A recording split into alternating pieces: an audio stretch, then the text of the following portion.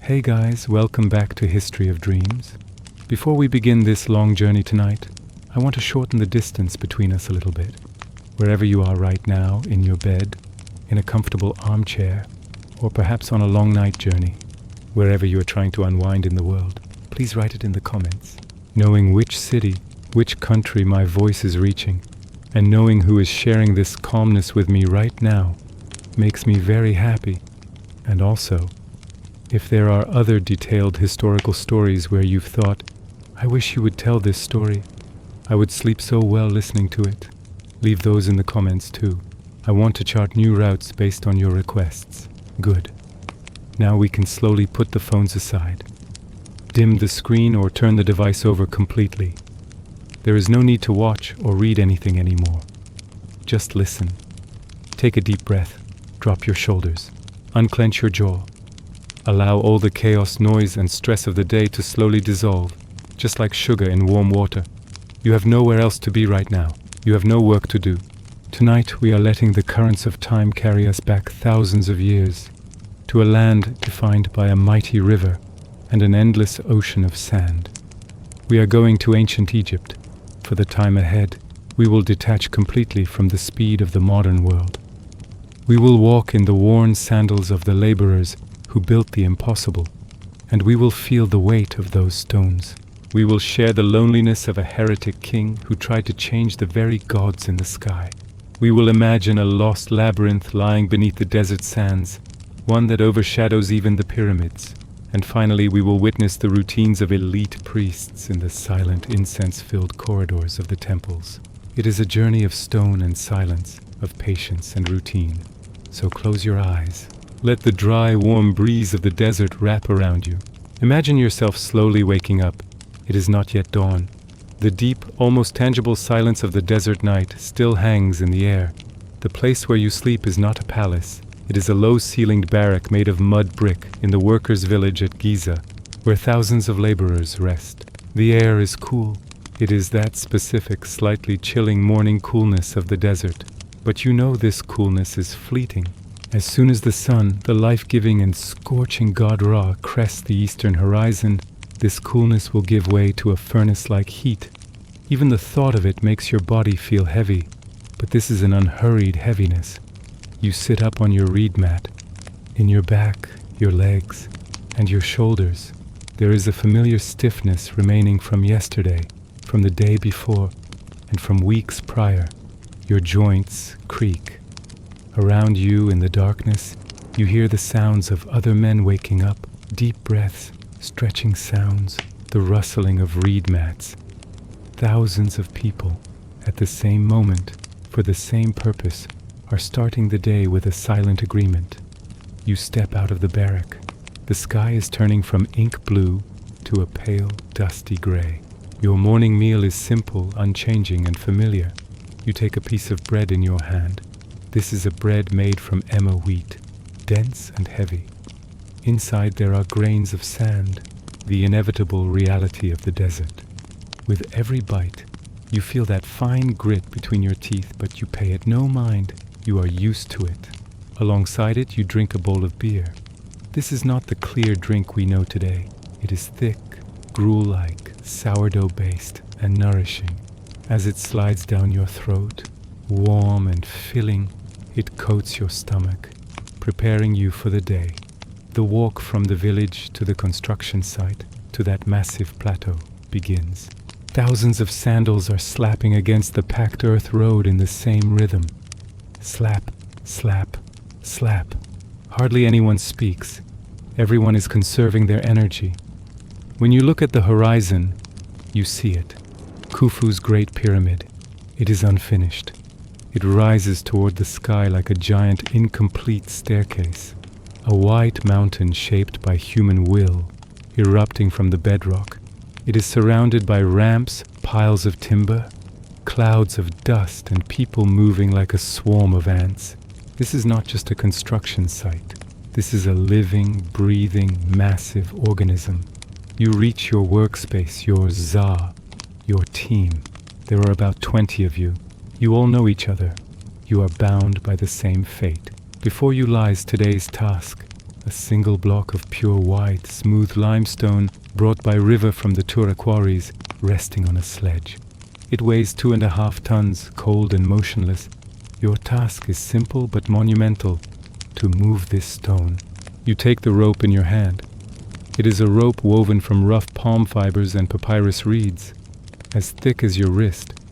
Its texture is coarse and scratchy. On your shoulder, right over your collarbone, where this rope has sat for years, there is a thickened, numb layer of callus.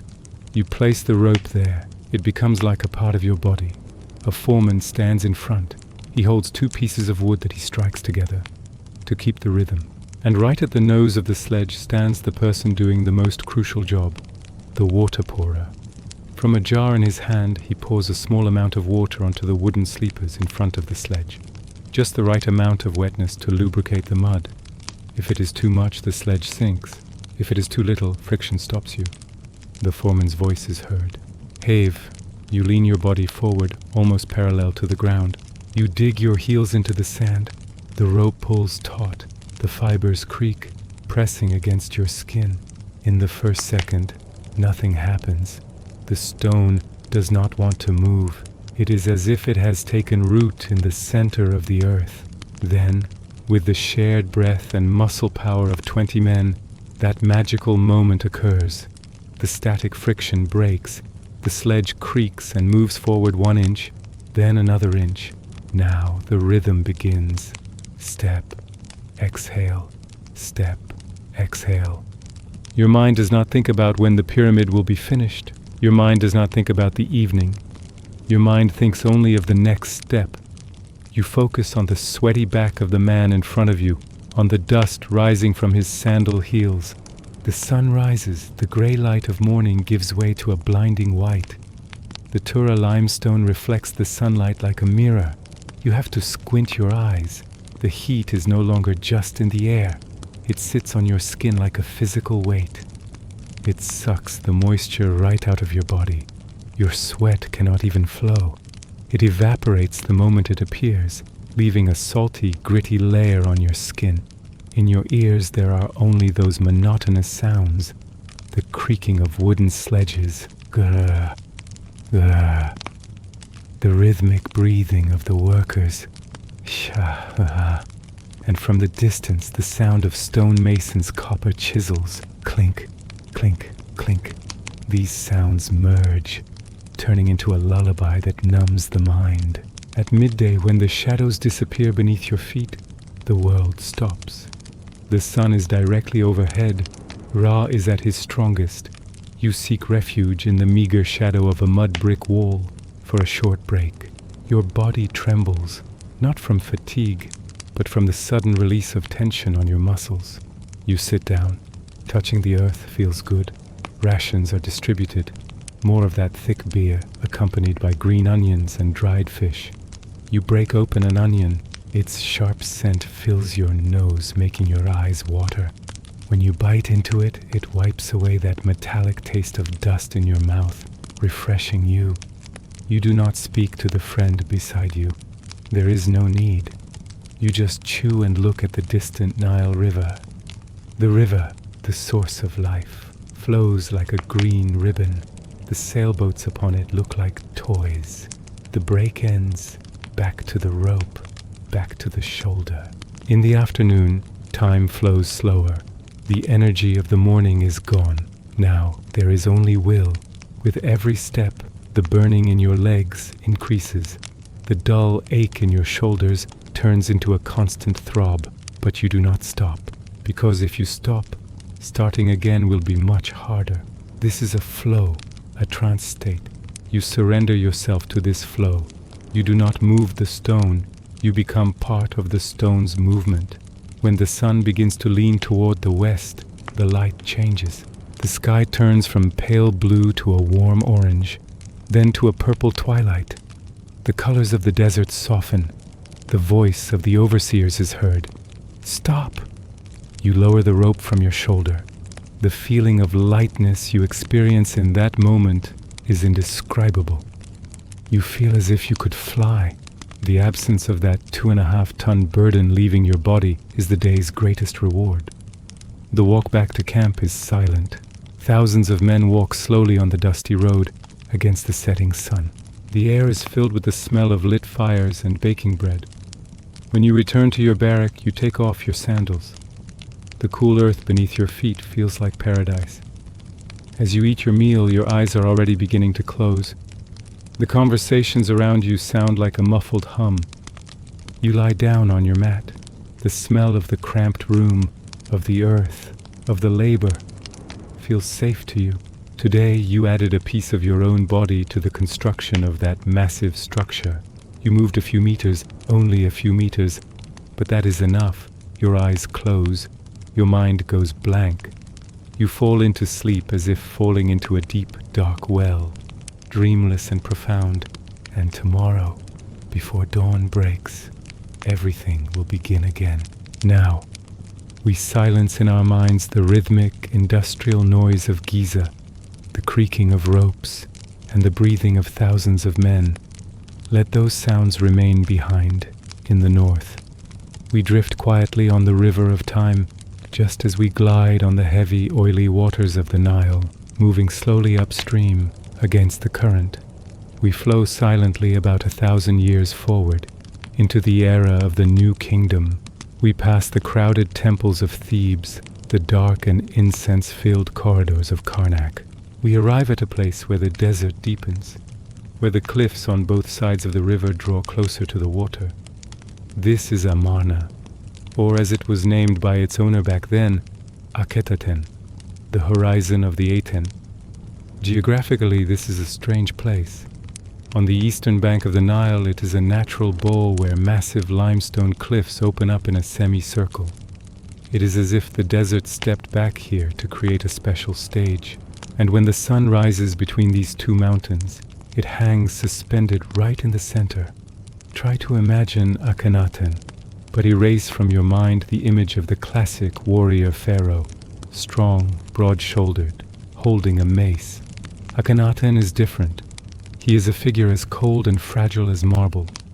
He sits alone on a gold-plated chair in an open-air courtyard of his palace. The wind gently ripples the fine linen garment he wears. The statues he commanded his artists to create whisper his secret to us. His face is thin and unusually long. His chin is pointed, his lips full. His eyes are almond-shaped, narrowed, always looking far away, beyond the horizon line. His body is strange too. He has narrow shoulders, wide hips resembling a woman's, and a protruding belly. He looks like neither fully a man nor fully a woman. He is a riddle trapped in human form. Something not quite of this world. From where he sits, he looks up at the sky. He erases from his mind all of Egypt's ancient, complex, animal-headed gods. The crocodiles, the falcons, the cats, the jackals. He rejects the statues hidden in those dark rooms, visible only to the priests. For him, there is only one truth in the universe. Above, suspended in that azure void over his head, is the shining, burning white disk, the sun, the Aten. When Akhenaten decided to build a new city for this new god in this desolate patch of desert, history accelerated like a dream. Imagine the sound of the construction. But this is not the sound of dragging massive stones like at Giza. Akhenaten was in a hurry. He wanted to unite with his god as soon as possible. His engineers invented a new type of stone we call talatat. These were small limestone blocks cut to a standard size, about the width of a handspan, light enough for one man to lift onto his shoulder and carry quickly. In the silence of the desert, the sound of thousands of sandals and the clicking of stones echoed. Click, click, click. Thousands of small stones were stacked one atop the other like a massive puzzle. Walls rose rapidly. White plaster was applied. And in the middle of the desert, in the heart of nothingness, a blindingly white city was born like a mirage. The architecture of the city was like the mind of its owner, open, vulnerable, and turned towards the sun. Remember how the old temples were. You enter through massive gates, courtyards get smaller, ceilings get lower, light diminishes, and finally, you reach a pitch-black, sacred room. The god is hidden. Here in Akhenaten, the temples had no roofs. There were walls, yes. There were massive pylon gates, there were columns, But when you walked through those gates and looked up, there was no ceiling. There was only the sky, only that relentless bright blue void, and right in the center, the Aten. Imagine walking in the Great Aten temple. The floor is covered in white limestone dust, reflecting the sunlight back into your face. You cannot help but squint. This is a temple of light, but this light is not the warm, comforting morning sun. It is the piercing noon sun that sees everything, exposes everything. There is no shadow. There is no corner to hide in. There are no secrets. You look at the reliefs on the walls. Akhenaten, his beautiful wife Nefertiti and their daughters. They are doing something no pharaoh has ever done before. They are eating as a family, holding their children, kissing them. They are depicted not with divine stiffness, but with human warmth. But above all their heads is that sun disk. There are long rays descending from the edges of the disk, and at the tip of every ray there is a tiny hand.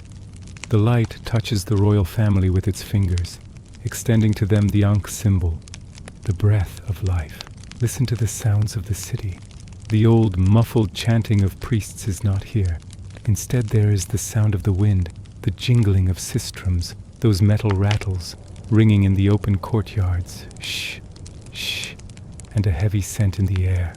The smell of fresh flowers, fruits, and bread baking under the hot sun, left upon hundreds of altars. Akhenaten wrote poems in his palace. The whole world lives by your light, he said to the Aten.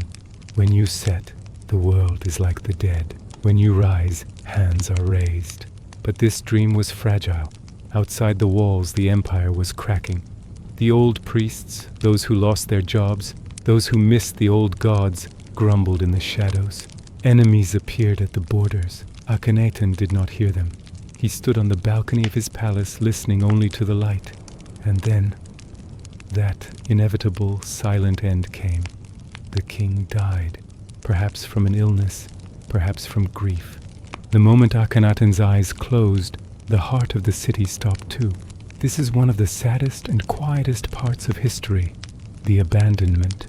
The city was not burned, it was not destroyed, it was simply left. The royal family packed their belongings and returned to Thebes. The priests left, the artisans, the soldiers, the servants. They all boarded boats going down the river and drifted away. The stark white streets remained empty. The doors of the palaces swung open in the wind, creak and bang. First silence came, only the whistle of the desert wind, then the sand came. The desert is patient. Grains of sand drifted in through the open doors. They crossed the thresholds. They covered the floors. The sand carried by the wind filled those roofless temples. It piled up at the base of the walls. It rose, it rose. It covered the furniture.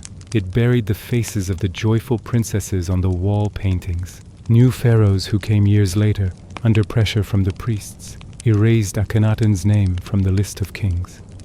Crews went there, smashing the faces of the statues. They dismantled those small talatat stones and used them as filler material in the foundations of other buildings.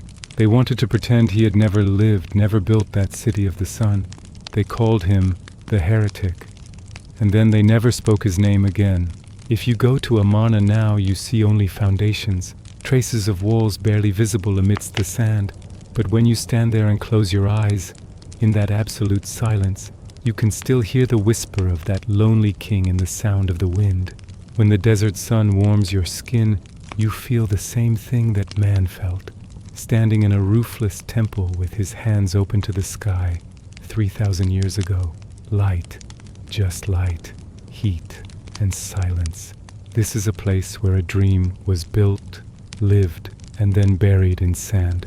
Now imagine that sand slowly, very slowly covering you, like a weightless, warm, soft, golden blanket of sand, covering everything, equalizing everything, silencing everything. Now, we depart from Akhenaten's roofless, shadowless city that exposed everything.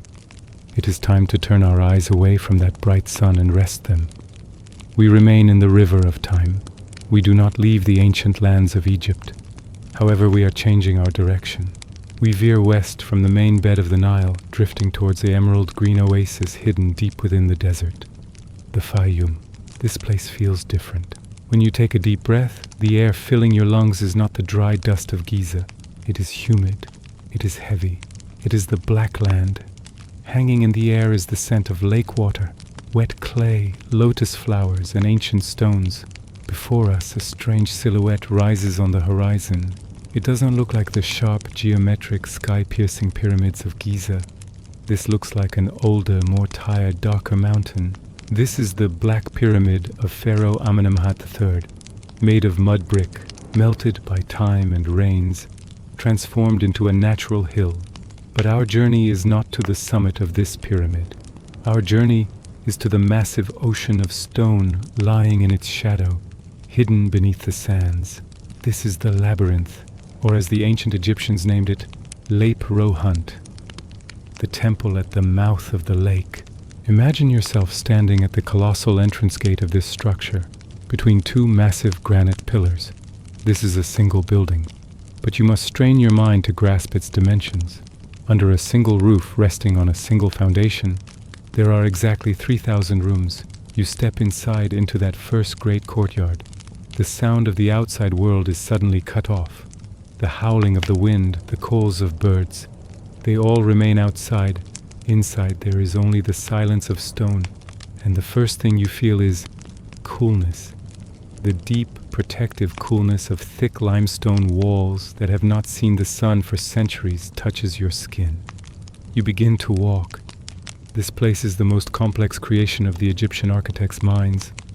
This is not just a palace, it is an earthly map of the afterlife, that complex duat. The corridors do not go straight, they constantly curve. One right, one left, sometimes turning back on themselves. The white limestone blocks are joined so perfectly that not even a strand of hair can fit between them. The walls are smooth, cold, and white. You walk. The sound of your sandals hitting the stone echoes, slap, slap, slap. But the echo is strange. You cannot tell where the sound is coming from or how far it travels. The labyrinth is a world of two levels. Right now you are above, on the surface level. There are exactly 1,500 rooms here, and 12 massive courtyards connecting these rooms. You pass through a door, emerging into a vast colonnaded courtyard. Around you are massive statues, palm columns carved from stone. You exit through the door at the other end of the courtyard. Enter a corridor. You walk, and you pass through another door to emerge into another courtyard. But which courtyard is this? The one you just passed? Or its twin? Or a completely new place? The sense of direction vanishes. Where is north? Where is south? Where is the entrance? They all lose their meaning. And this getting lost is not frightening. On the contrary, it is strangely peaceful, because there is nowhere you need to go. You are simply in the flow. But the labyrinth has another face, the below. In some corners you see narrow ramps and staircases descending into the darkness. These are the below 1,500 rooms. Imagine holding a flickering oil lamp in your hand. The light makes the shadows on the walls dance. Slowly you descend. The air here gets even heavier, denser. The smell of wet stone is sharper. This is a simulation of the underworld. The corridors below are pitch black. You can only see the few steps illuminated by your lamp. The hieroglyphs on the walls, birds, snakes, eyes, seem to move as the light hits them. And you hear a sound, the sound of water. Deep within the labyrinth there are secret channels let in from the Nile and the nearby Lake Moeris. Water filters through the stone, drip, drip, trickle.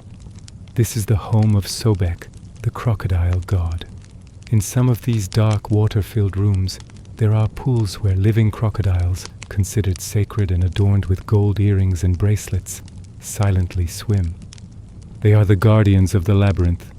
Imagine their heavy, silent movements within the water.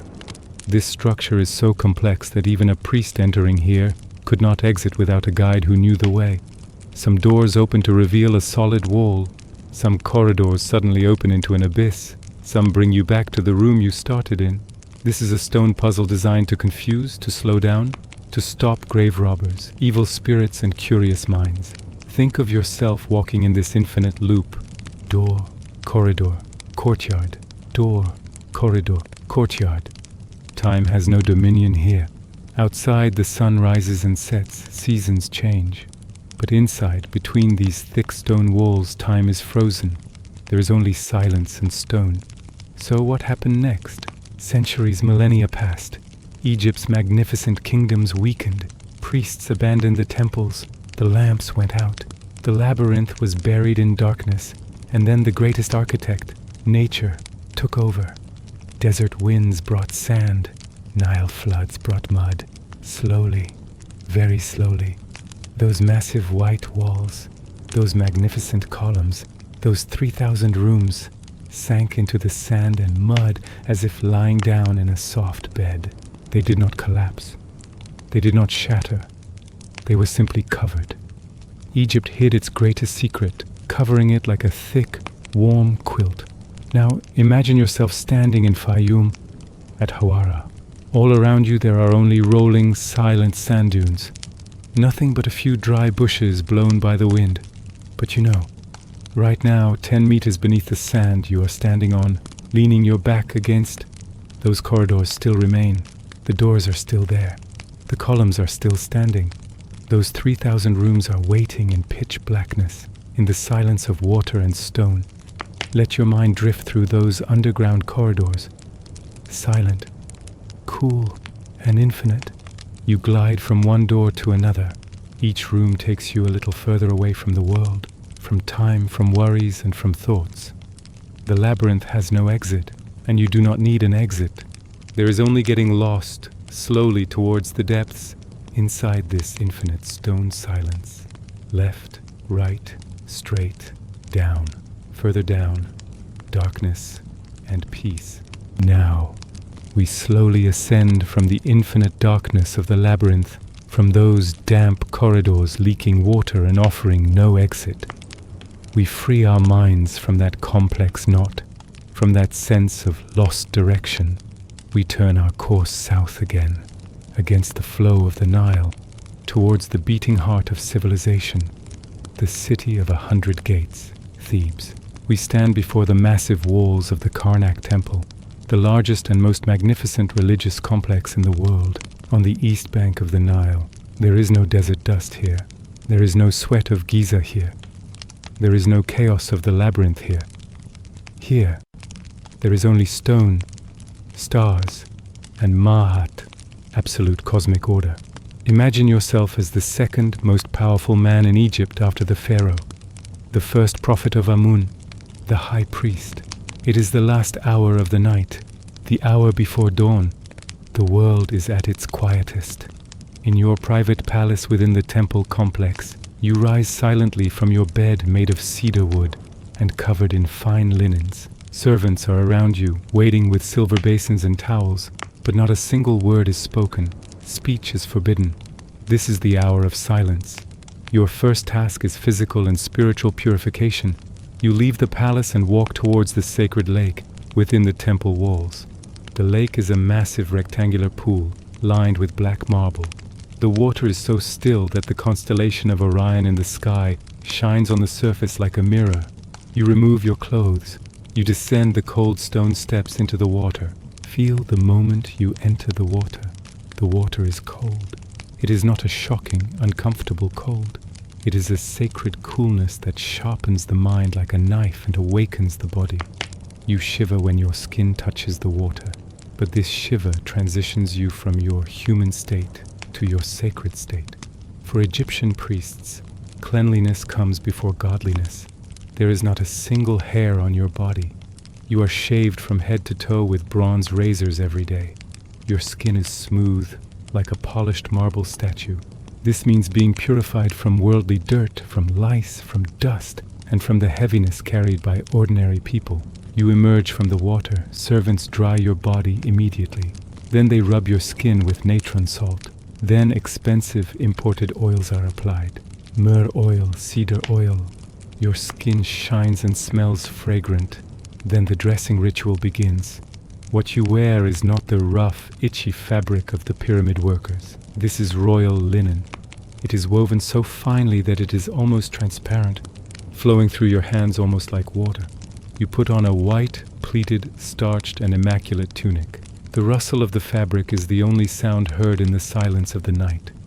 Swish, swish.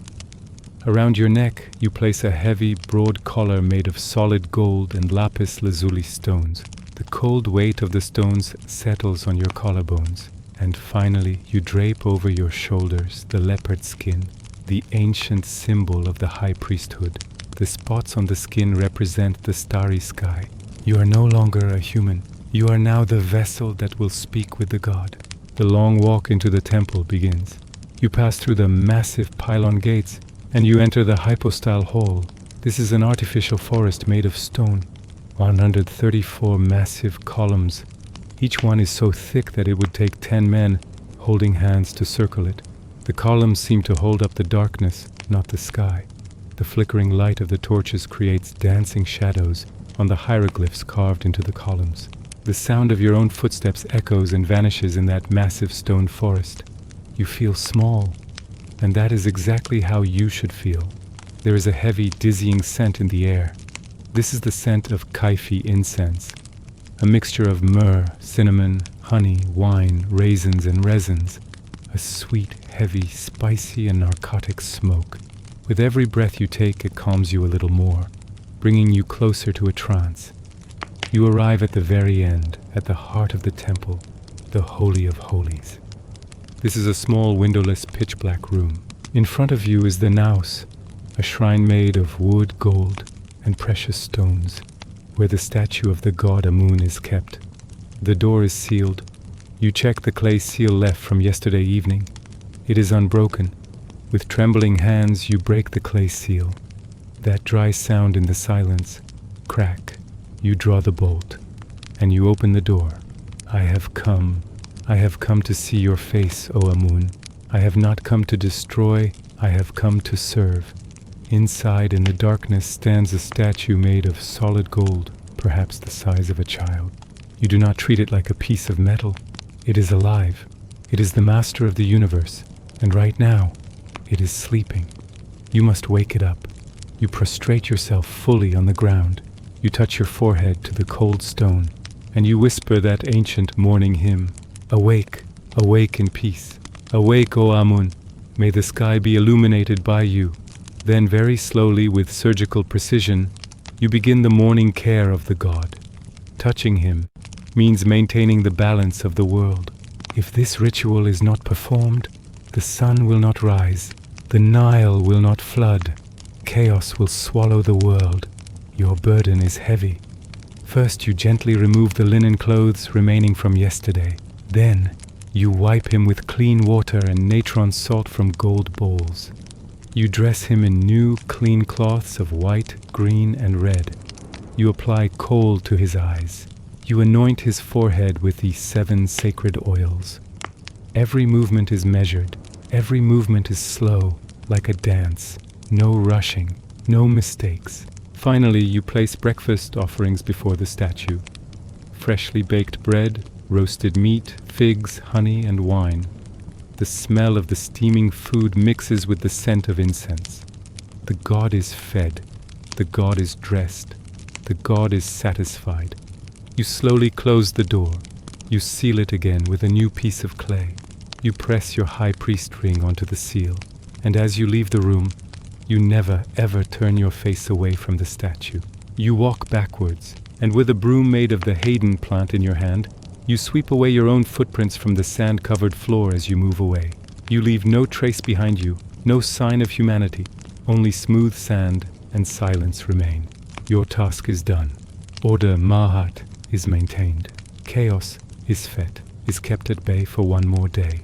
When you emerge from the dark corridors of the temple and stand before those massive gates, the first lights appear on the horizon. The sun rises over the massive walls of Karnak, exactly as it should. You take a deep breath.